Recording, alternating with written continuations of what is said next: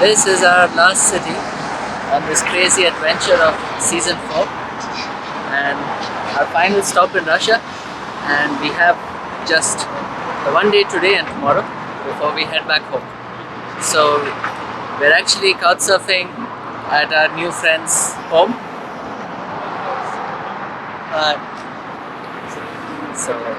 They're just showing us around the city.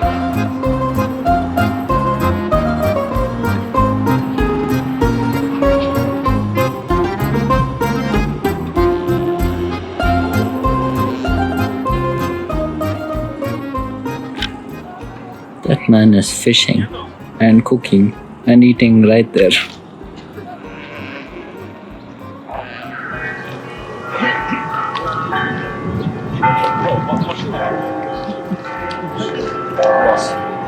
There are cars floating on the river. It's so funny.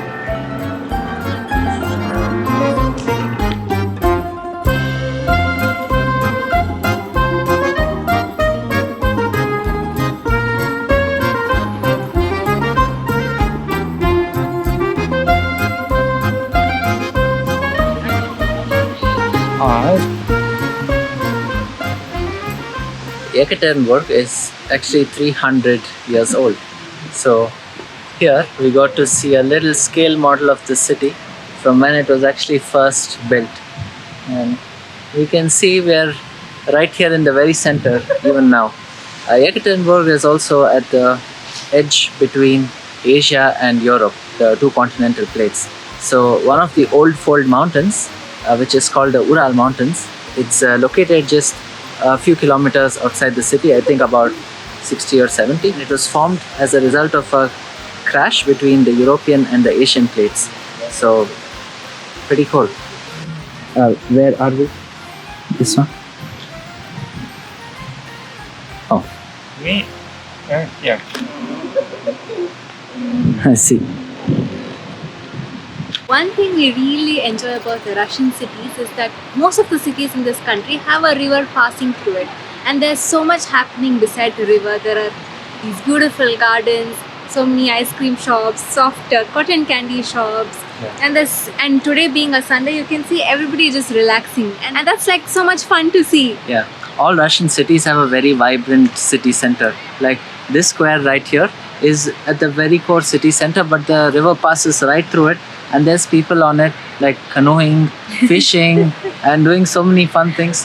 We kind of enjoy this aspect of being in the city center. Usually cities are always about traffic and how busy it is, but when you look at this, it's like pole life, slow life.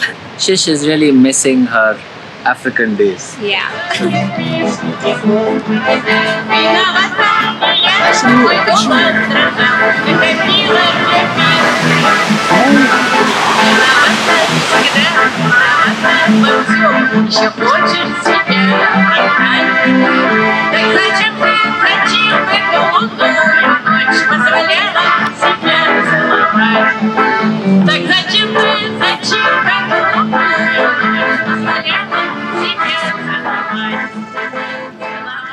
We just found a giant keyboard right here on the street. You can actually walk inside. So this is the English letter and this one is for Russian.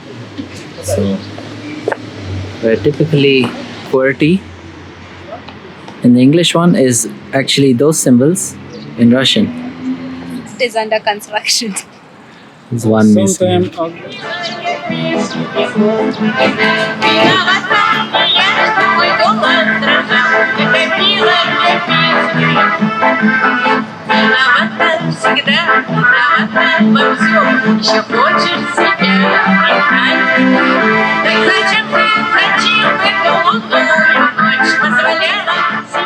we just learned that all of these old trams were actually built in Czechoslovakia.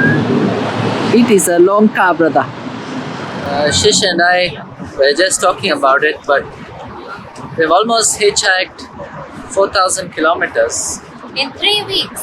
Starting from Ulaanbaatar in Mongolia, all the way till the border of Russia near Shanta, and then from Dashant all the way up till Novosibirsk, and then we turned west Here all the at- way till Yekaterinburg. So this was a very incredibly long journey for us.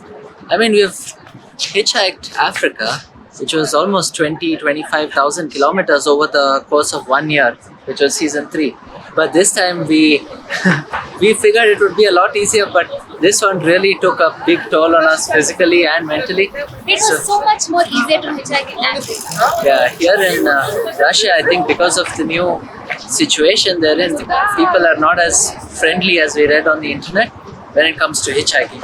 The ones who did pick us up were super nice, but they were also the same people who told us now everybody is a bit anxious and probably aren't ready to stop and pick foreigners up. So this made things a bit challenging for us.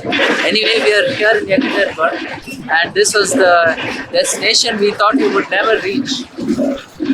The trams everywhere in Yekaterinburg. Those are so They're cool. always fun to look at. They're super old and so rickety. They make all this sound and then they wobble along on the main roads. It's really nice. It's like a train in the middle of the city.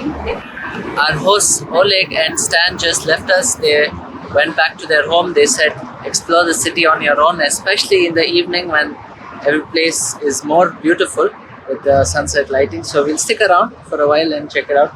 But now the mission is to find food. One more fun thing we saw.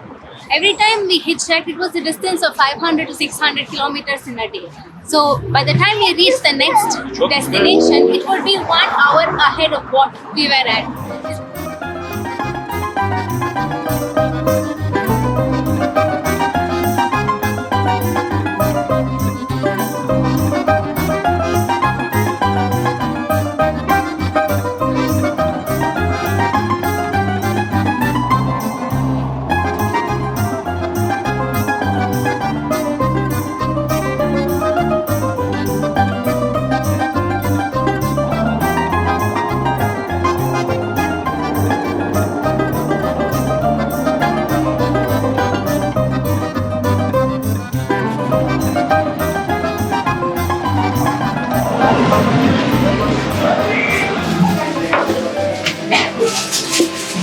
It's brunch time.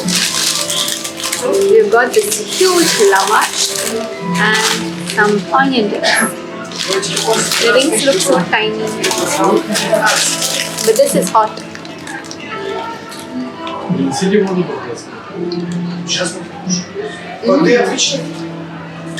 Yeah, put fries and some veggies inside. It's spicy. Nice.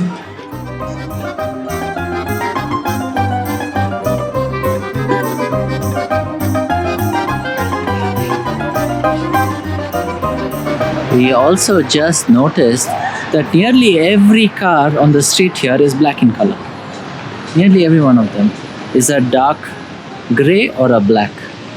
Look at that. The number of white ones is so minimal.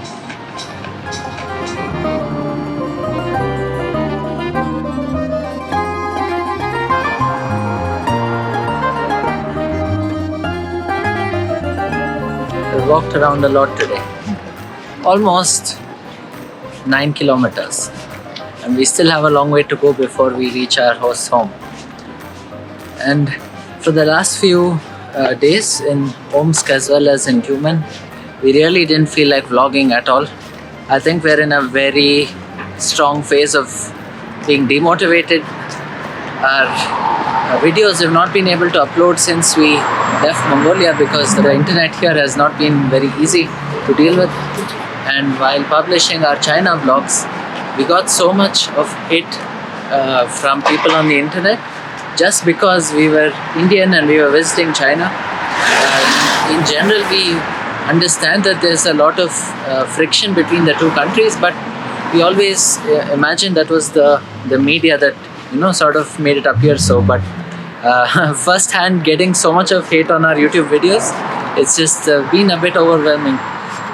Anyways, Mongolia and Russia have both been very welcoming. We had a lot of fun, and now that this journey is about to end, we figured we'd just sum up what the plan is. Season 4 is coming to an end. I can't believe that it's been so short this time. Yeah. It's still not possible to believe that it's actually this short? It was never our original plan to, make season 4 this short. But like we mentioned at the beginning of this season, certain circumstances have led to us having to make this plan only for 2.5 to 3 months. So I think by the time we go home, it will only be about 2.5 months. 2.5 months. Yeah, exactly. But the highlight of season 4 for me personally was the Altai region. I just loved the mountains there. The nature is so pretty. What about you? I really liked how friendly people were in Mongolia and Russia both. Like in Mongolia, we had no idea of what to expect, but we just saw a very beautiful side of people there. Yeah. And once we came to Russia, we, like I've said before in the other vlogs, we've been to Russia, but only on the Moscow and St. Petersburg side, and that was before COVID. And the impression we had of European Russia and the Asian side of Russia, which we picked up now, is so different. This part of Russia is so much more warmer. People are even more friendly than they are on the other side. But it just takes a bit to get beyond that first layer of, everybody's so straight faced, and after that they're super friendly. And we also got to Couchsurf this time in Russia, and all of our hosts have been super fun and welcoming. So that's a very pleasant side of Russia we got to experience. We also struggled a lot for food, but this lavash meal that we had just now, it was so good.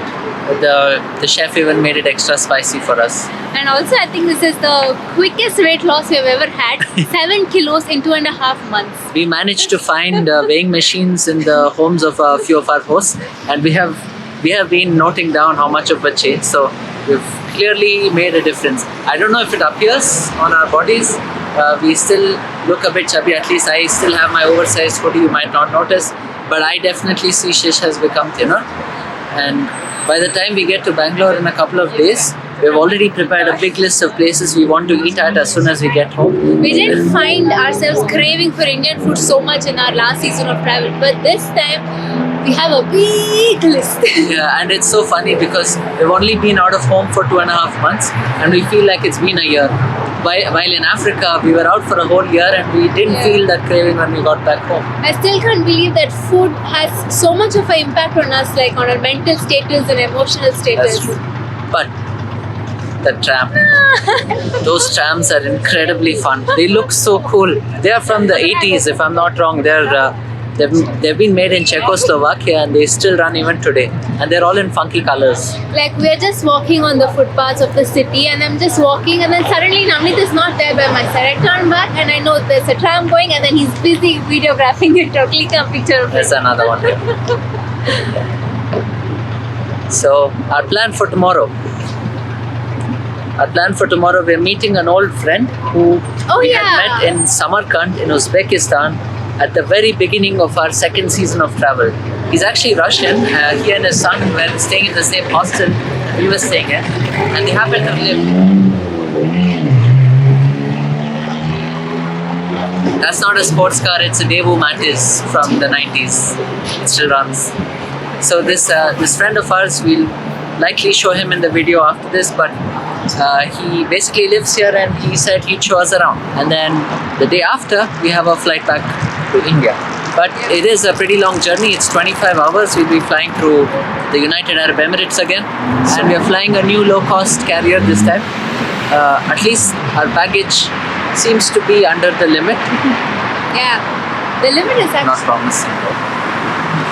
No, because I got 2 new pants in China. I gave away my old one. So it's actually lighter than how much it weighed when we left home. Okay, let's see that when we get to the airport. Look, the tram again. It's so funny. Look at that, brother. It's a train on wheels. And there she goes.